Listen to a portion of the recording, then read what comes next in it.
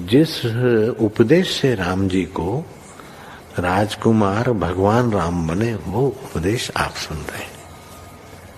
कितना ऊंचा ग्रंथ है, इसको वाल्मीकि रामायण भी बोलते, योग वशिष्ठ महारामायण भी बोलते। राम तीर्थ ने इसी का बार बार अध्ययन किया था। ये आप भी शांत हो जाएंगे परमात्मा में, और दूसरों को भी शांति देने की क्षमता देने वाला ये सदग्रंथ है। इसको वेदांत का सिद्धांत ग्रंथ बोलते हैं। दूसरे होते प्रक्रिया ग्रंथ। ये करके फिर कब वो आचार्य बनो तब समझो, ये तो थोड़ा पढ़ो और फिर वही सिद्धांत की बात। तो बार बार योग वशिष्ठ महारामायण विचारने योग। ओम श्री सद्गुरु परमात्मने नमः। श्री वशिष्ठ जी बोले, ही राम जी, ज्ञानवान के हृदय में सदा शांति और दया रहती है। जो कोई उनके निकट आता है वह भी शीतल हो जाता है, क्योंकि वे निरावरण स्थित हैं। जैसे चंद्रमा के निकट जाने से शीतलता होती है, वैसे ही ज्ञानवान के निकट आने से हृदय शीतल होता है और कोई पुरुष उससे उद्विग्न नहीं होता। जो कोई निकट आता है उसको वे विश्राम के लिए स्थान देते हैं और उसकी कामना भी पूर्ण करते हैं। जैसे कमलों के निकट भंवरा जाता है तो वे उसको विश्राम का स्थान देते हैं और सुगंध से उसको संतुष्ट करते हैं, वैसे ही संत जन निहाल कर देते हैं। वे यथाशास्त्र चेष्टा करते हैं और हेयोपादेय की विधि को भी जानते हैं। जो कुछ उन्हें स्वाभाविक प्राप्त हो उसको वे शास्त्र की विधि सहित अंगीकार भी करते हैं और हृदय में गर्व की भावना से रहित हैं। उनमें दान स्नान आदि शुभ क्रिया स्वाभाविक होती है। उदारता, वैराग्य, धैर्य, शम, दम आदि गुण भी स्वाभाविक होते हैं।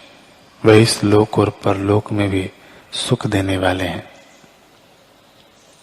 हे राम जी, जिन पुरुषों में ऐसे गुण पाइए वे ही संत हैं।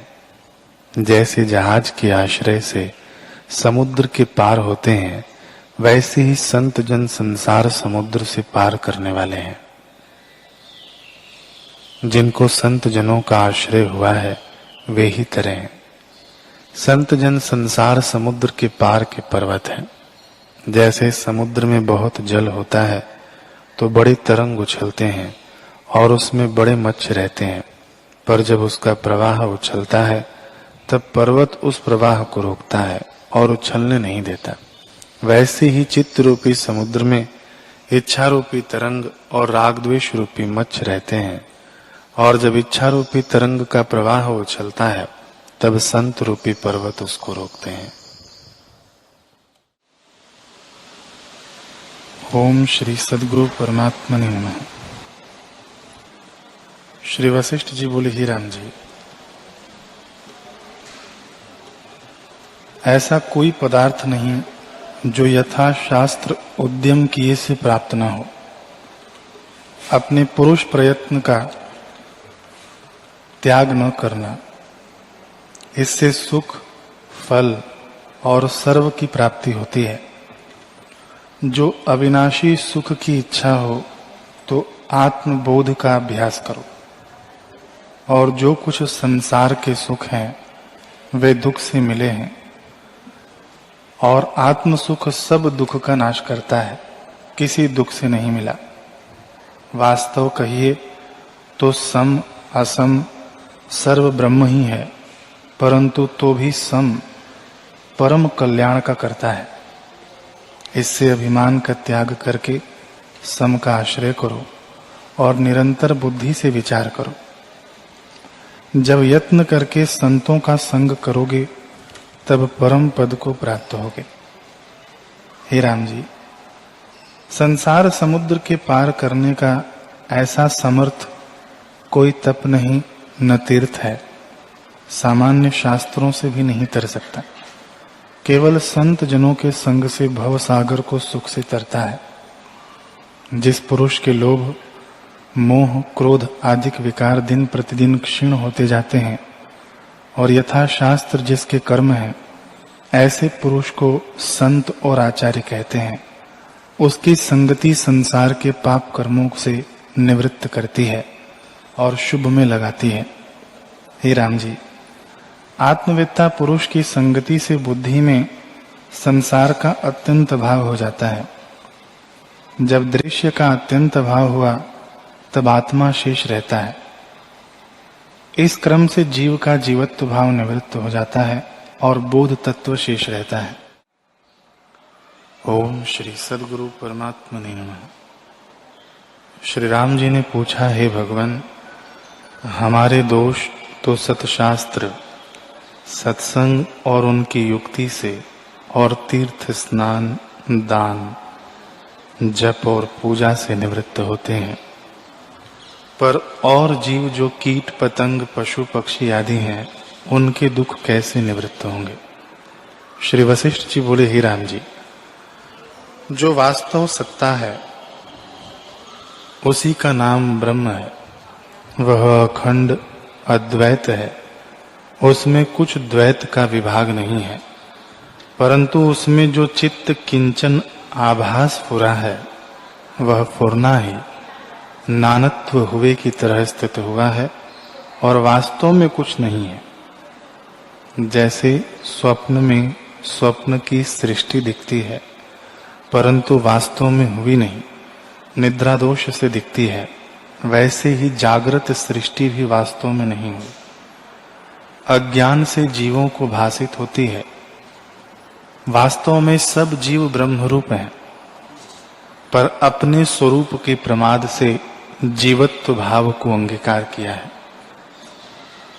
उस अंगीकार और अनात्म देहादिक में आत्माभिमान से जीव निश्चय करता है, वैसी ही गति पाता है। देश काल क्रिया और द्रव्य का जैसा संकल्प अनुभव सत्ता में दृढ़ होता है वैसा ही भासता है। उसमें चार अवस्था कल्पित होती हैं और जैसी जैसी भावना होती है उसके अनुसार अवस्था का अनुभव होता है। ये चार अवस्था ये हैं, एक घन सुषुप्ति, दूसरी क्षीण सुषुप्ति, तीसरी स्वप्न अवस्था और चौथी जागृत। पर्वत और पाषाण घन सुषुप्ति में है। जैसे सुषुप्त अवस्था में कुछ नहीं फुरता, जड़ीभूत हो जाता है, वैसे ही इसको कुछ नहीं फुरता, घन सुषुप्त में स्थित है। वृक्ष क्षीण सुषुप्ति में स्थित है। जैसे क्षीण सुषुप्ति में कुछ फुरना फुरता है, वैसे ही वृक्षों में भी फुरना होता है, इससे वे क्षीण सुषुप्ति में है। पक्षी कीट पतंग आदि तिर्यक जीव स्वप्न अवस्था में स्थित हैं। जैसे स्वप्न में पदार्थ दिखता है परंतु स्पष्ट नहीं दिखता, वैसे ही इनको थोड़ा सूक्ष्म ज्ञान है, इससे ये स्वप्न अवस्था में स्थित हैं। मनुष्य और देवता जागृत जगत का अनुभव करते हैं। हे राम जी, ये चारों अवस्था आत्मा में स्थित हैं। छोटे बड़े सबका अहम प्रत्यय रूप आत्मा है। उसमें जैसा संकल्प दृढ़ होता है वैसा ही वह दिखता है। हरि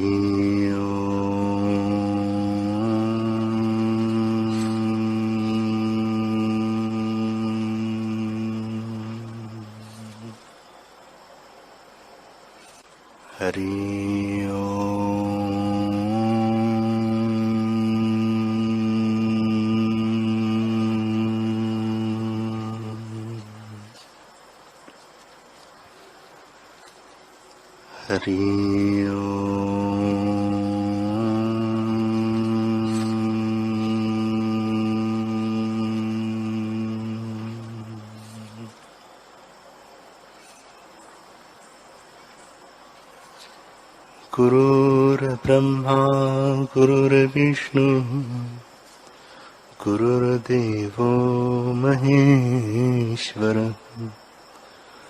गुरुर्साक्षात् परब्रह्म तस्मै श्री गुरवे नमः।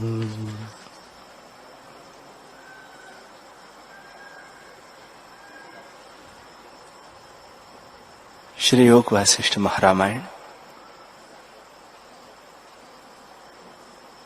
निर्वाण प्रकरण सर्ग 10।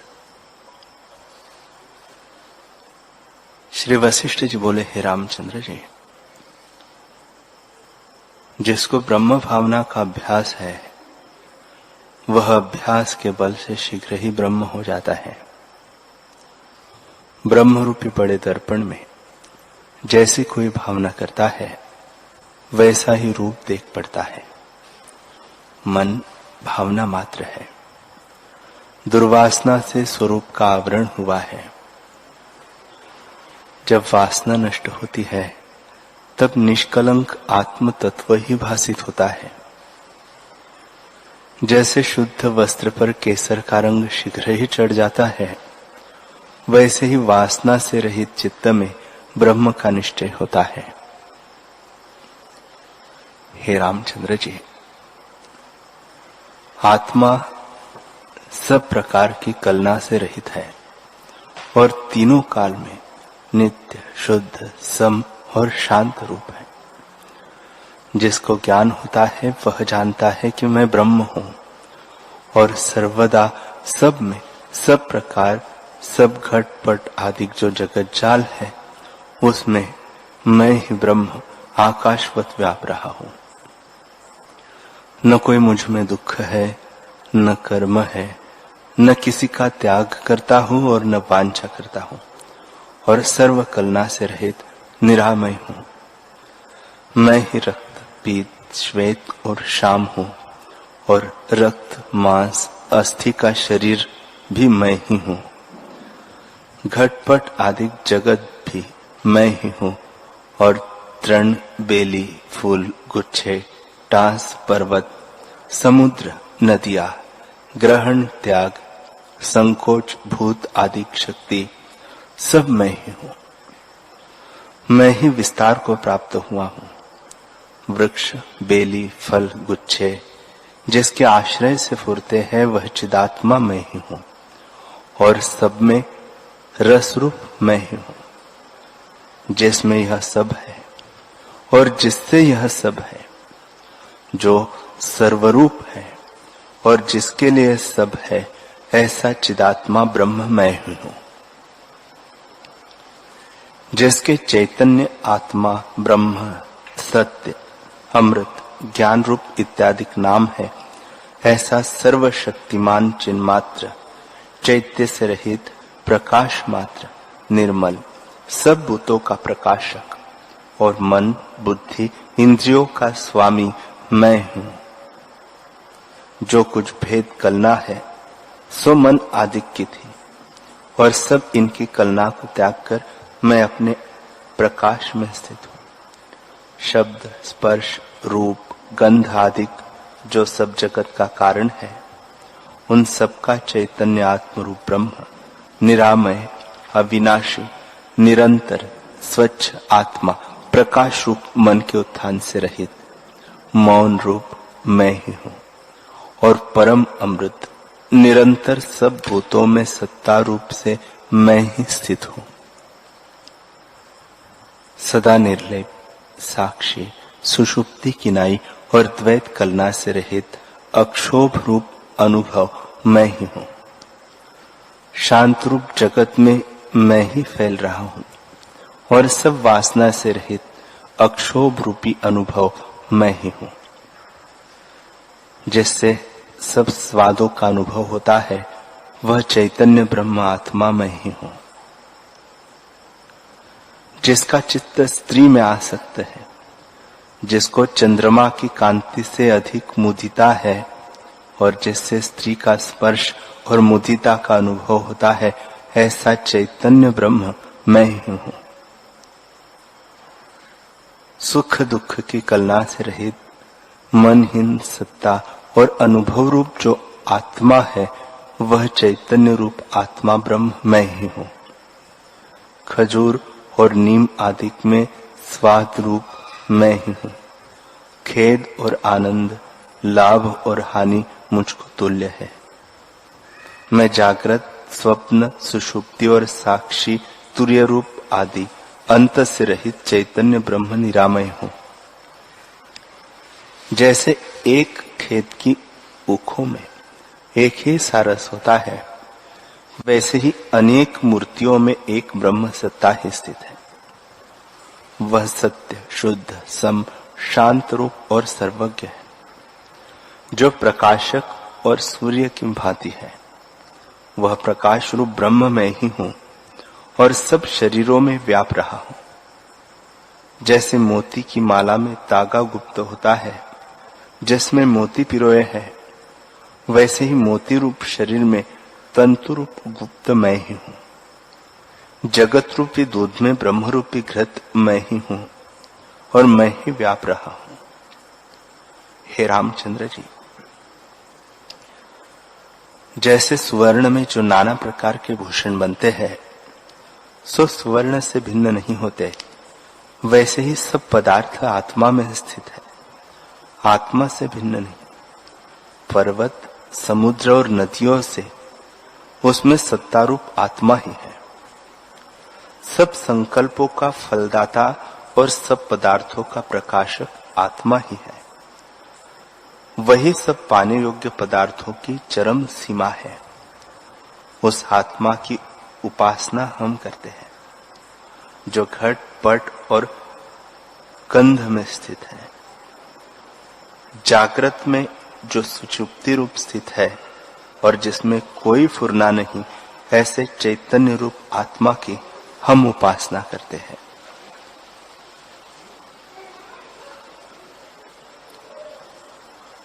मधुर में जो मधुरता और तीक्ष्ण में जो तीक्ष्णता, जागृत में चलना शक्ति है, उस चैतन्य आत्मा की हम उपासना करते हैं।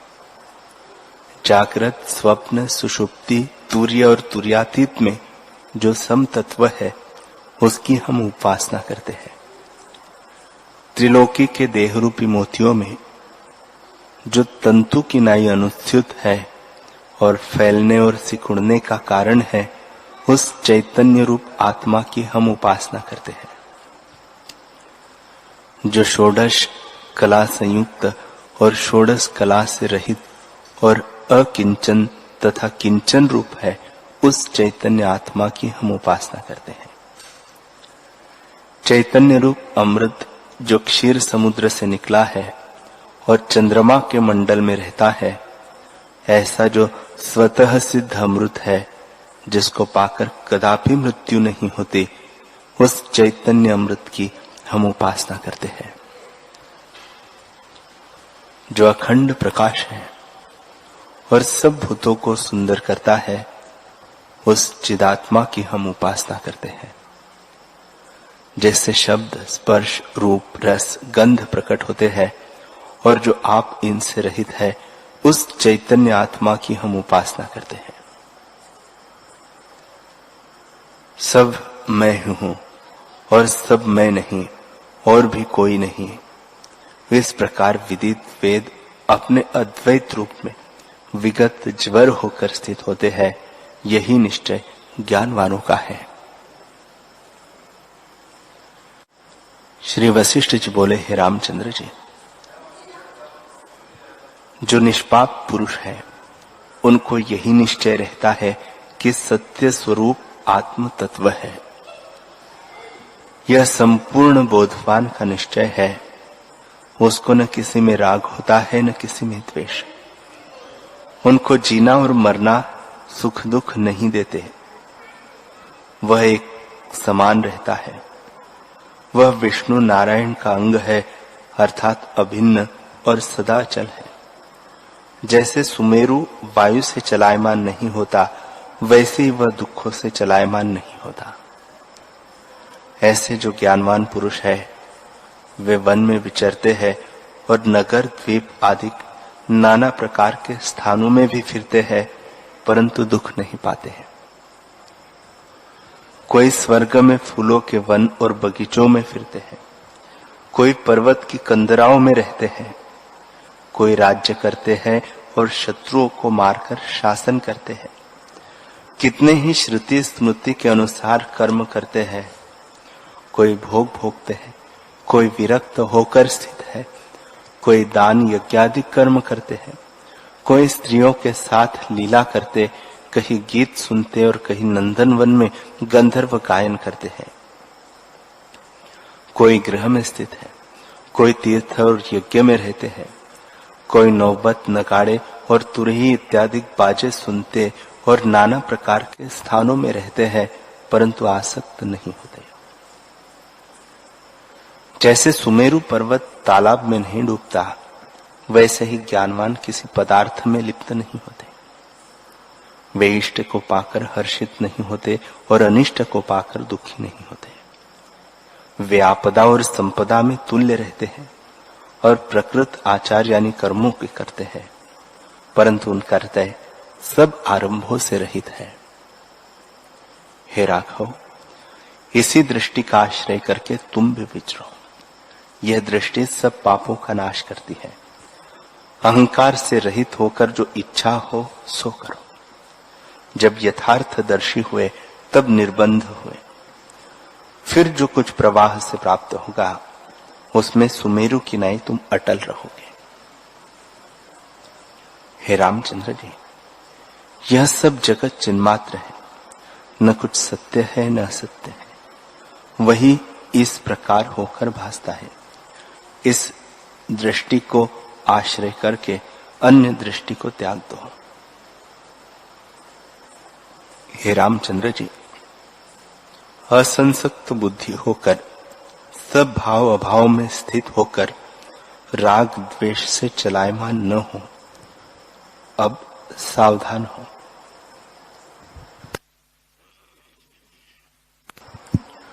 राम जी बोले, हे भगवान, बड़े हर्ष की बात है कि मैंने आपके प्रसाद से जानने योग्य पद जाना और प्रबुद्ध हुआ हूं। जैसे सूर्य की किरणों से कमल प्रफुल्लित होते हैं, वैसे ही मैं प्रफुल्लित हुआ हूं।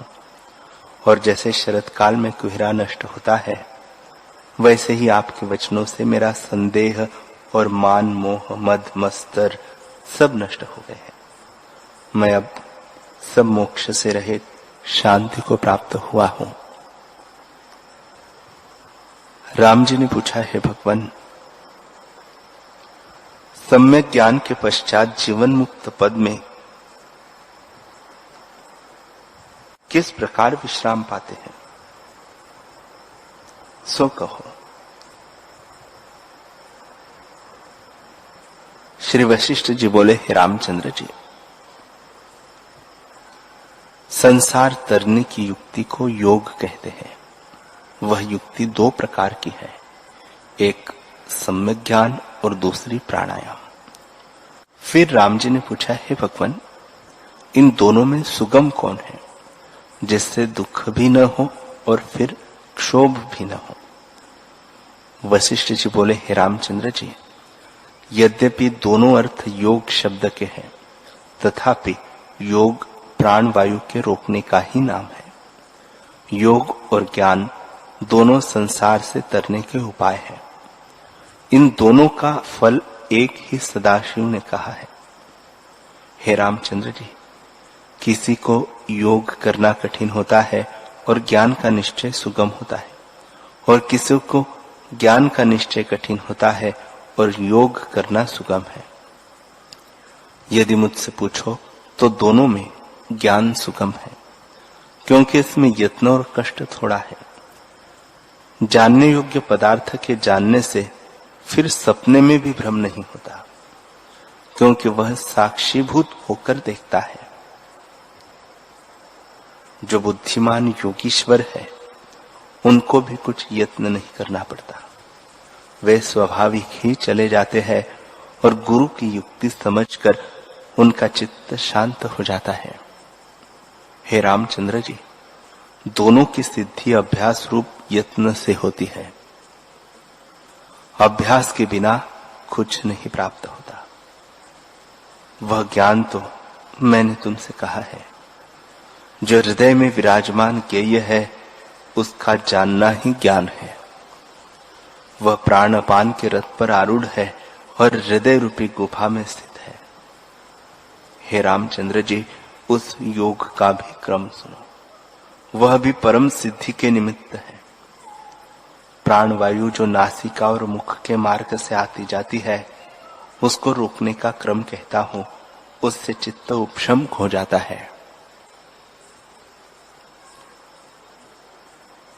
श्री वशिष्ठ जी बोले, हे रामचंद्र जी, ब्रह्म रूपी आकाश के किसी अणु में यह जगत रूपी स्पंदन आभास हो रहा है। जैसे मरुस्थल में सूर्य की किरणों में मृत तृष्णा का जल फुराता है, यह जगत के कारण भाव को प्राप्त हुआ है। जो ब्रह्म के नाभि कमल से उत्पन्न हुआ है, वही पितामह कहता है। उनका मानस पुत्र श्रेष्ठ आचार्य मैं वशिष्ठ हूं।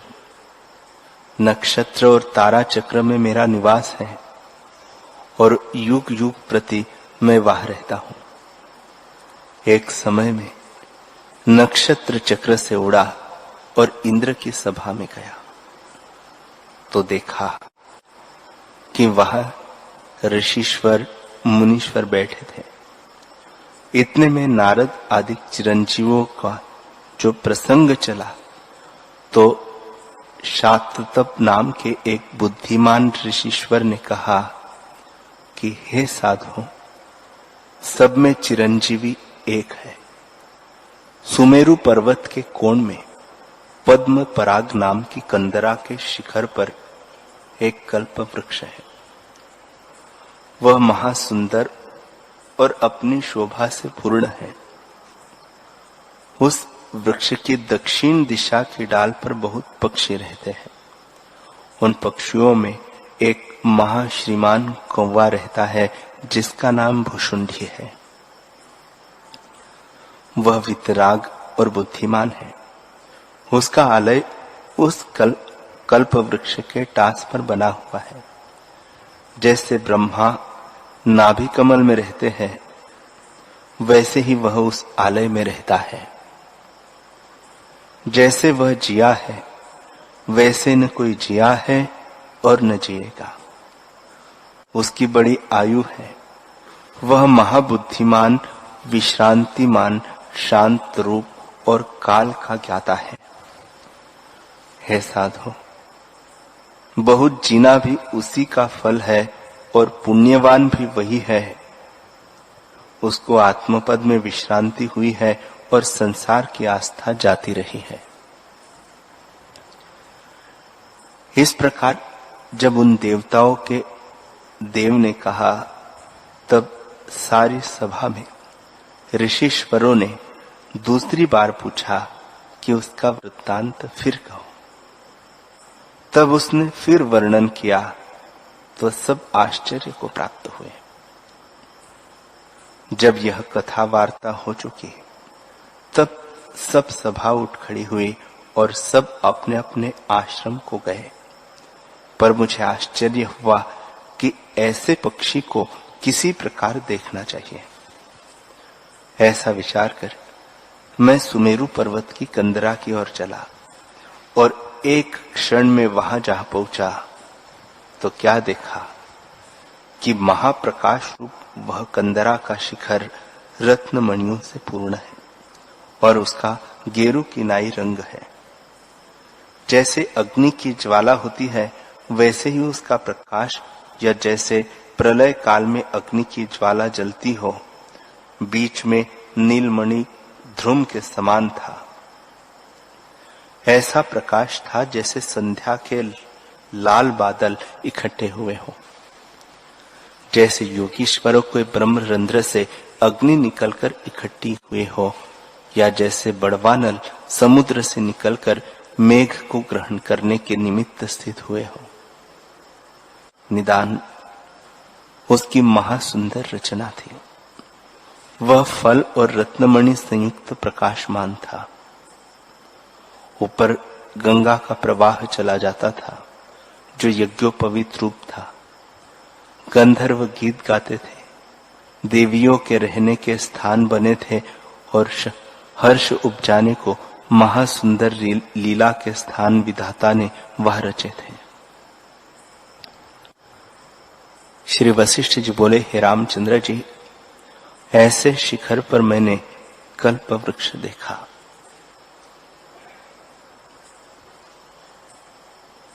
वह महासुंदर फलों से पूर्ण था और रत्न और मणियों के गुच्छे और स्वर्ण की बेलें लगी हुई थी।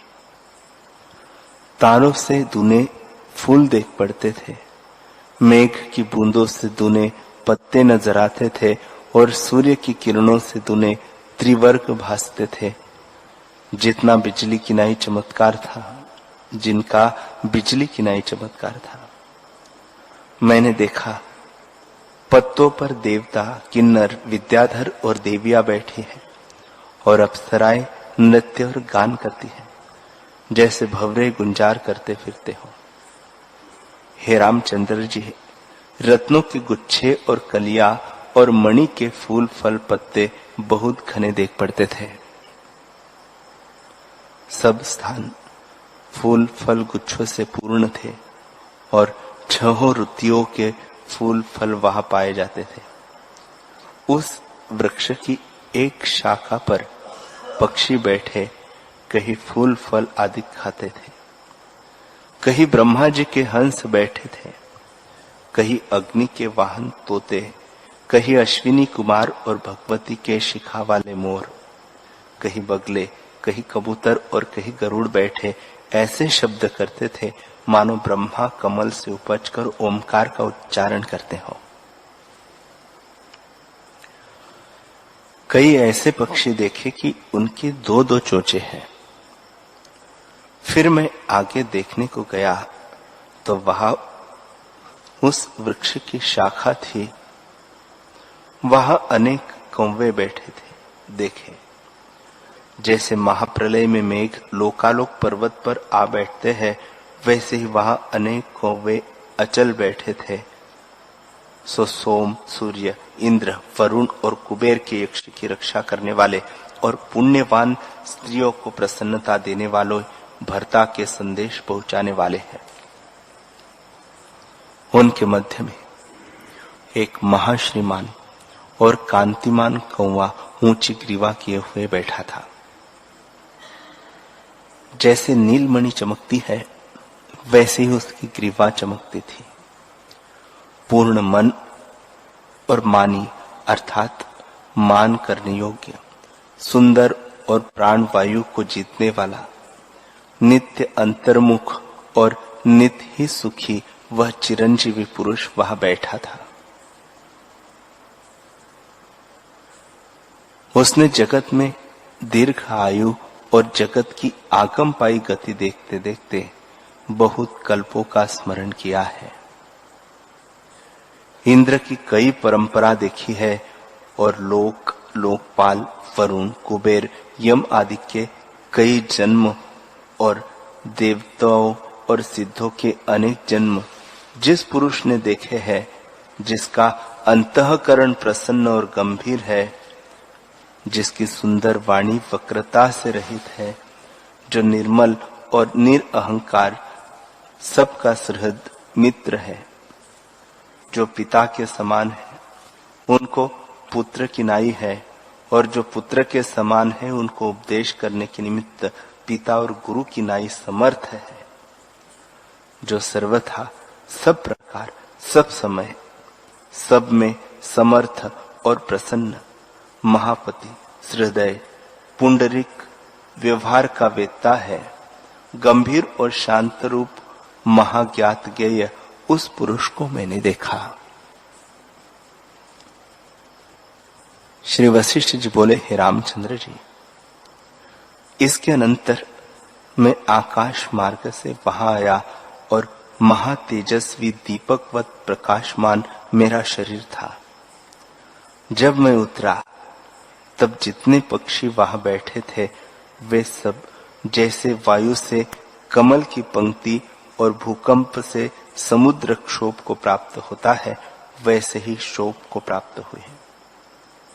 उनके मध्य में जो भुषुंडी था, उसने मुझको यद्यपि अकस्मात देखा तो भी जान गया कि यह वशिष्ठ जी है।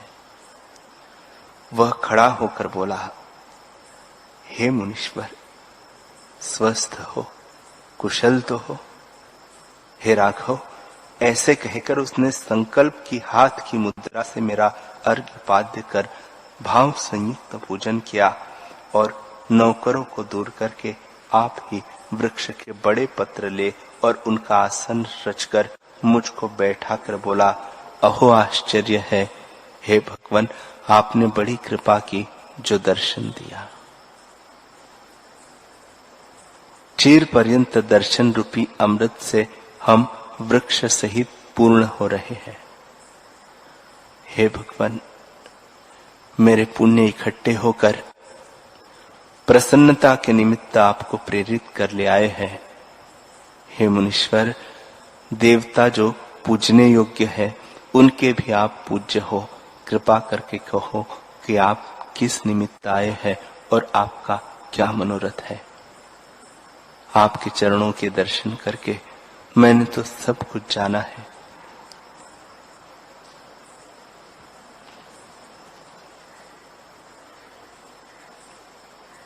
हरि ओम।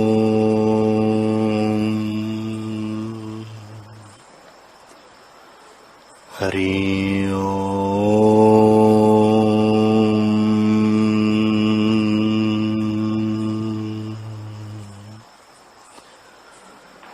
हरि ओम।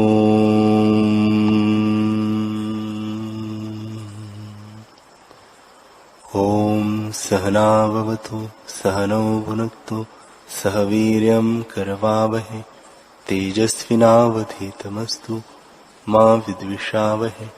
ओम शांति शांति शांति। श्री सद्गुरुदेव भगवान की जय।